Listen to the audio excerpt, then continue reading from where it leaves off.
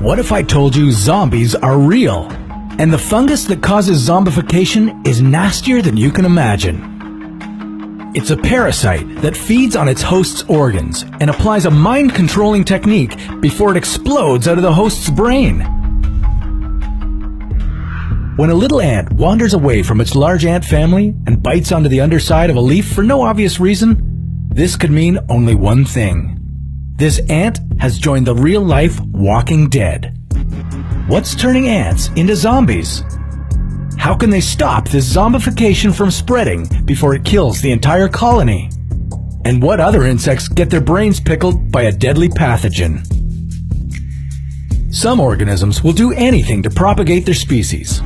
In the case of the parasitic fungus cordyceps, this includes the mass production of zombies. One particular genus of cordyceps favors the carpenter ants. The fungus shamelessly possesses the ant's body, but it doesn't go for the quick kill. It needs the insect alive to provide the fungus with a means of transportation. First, the parasite sits quietly inside its host, slowly chewing on the ant's non-vital organs. But this is just a warm-up. The poor insect doesn't know what's coming, until one day its internal GPS turns on, even though the ant didn't know it had one.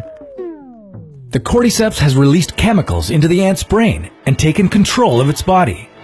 Now, guided by the parasite, the ant finds itself on the underside of a leaf. But not just any leaf. The fungus's preferred spot for reproduction is about 25 centimeters off the ground, and always pointing north. At this point, there's nothing left for the ant to do, other than sit pretty while the fungus erupts out of his head and spews its spores as widely as possible. These spores then rain down on other ants, and the gross life cycle of the fungi starts all over again. The fungus won't stop until it drives the entire colony to extinction. But some ants are able to outsmart this zombie maker. They lick their family members to get rid of the spores before they grow. And if the infection has already begun to put an ant on the goner list, fellow ants will escort the infected insect far away to keep the colony safe. Ants aren't the only victims of the mass zombification. Different genuses of cordyceps infect different species of insects, from beetles to butterflies.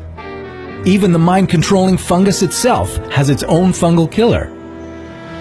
Zombie fungi will only flourish at a certain temperature and humidity. They even need a surprisingly specific distance from the ground to reproduce. They may not have legs to move to that perfect spot themselves, but they've found a terrifyingly smart way to get around it. And that's why they're crazy creatures.